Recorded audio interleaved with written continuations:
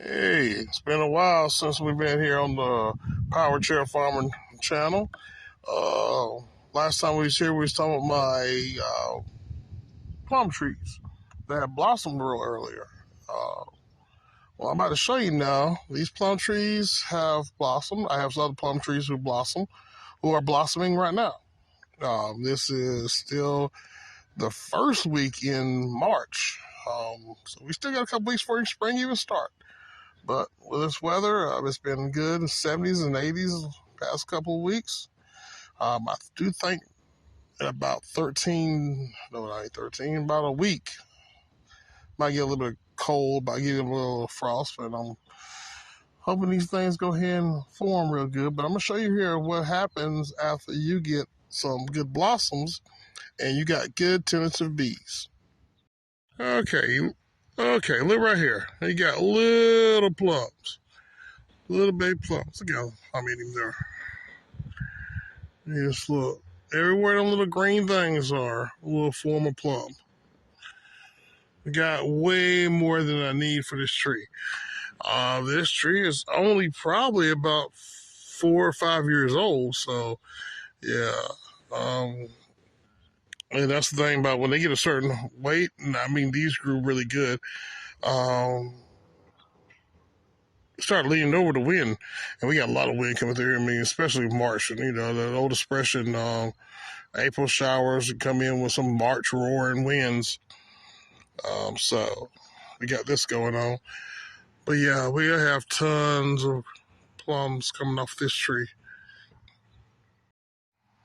And if you don't remember my last video with the plums and the blossoms, here's another type of plum. What type of plum is this? This is called a Bruce. 4 to 5 years old. I'm thinking about 5 now. Bruce plum, this one isn't growing as good as the other one. The other one's a lot thicker, but this one's growing good. It's not as full, and it's got time to mature. So when all these come, hopefully make it before we get a good frost, I'm sure to keep all these plums. So they got different type bee pollinators, honey bees, small bees, mason bees, all different types of solitary bees, even flies. Now this here right here is my peach tree. These peach trees are only probably 3, maybe 4 years old.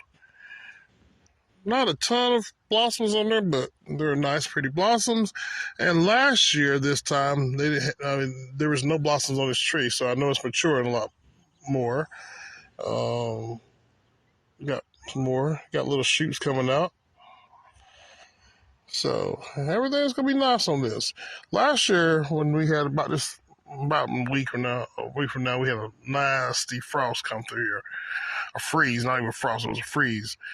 But my peach trees made it through that. So I'm hoping that whatever comes, these blossoms be able to take it and tolerate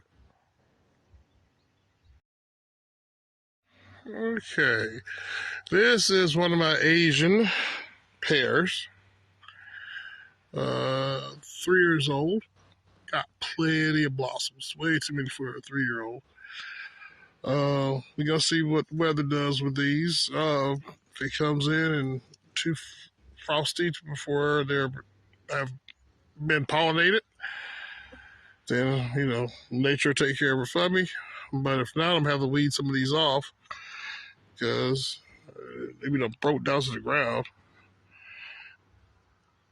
And for those who don't know, the pear and the apple are in the Rosea family, which is where we get roses from. But you can look at these nice, pretty blossoms.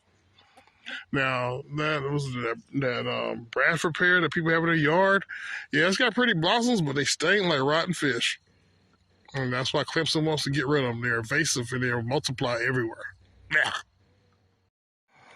Now, this is a peach tree my granddaddy planted when I was a little kid. It's been for a long time.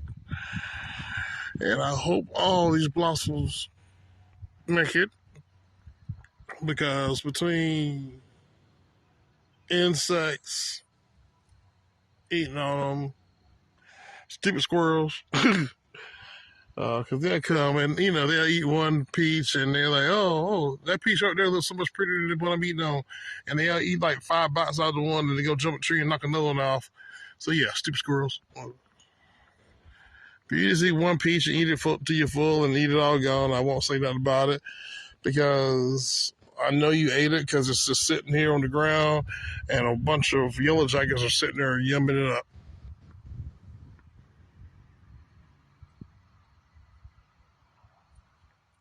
Here we got this is right here, a dwarf nectarine.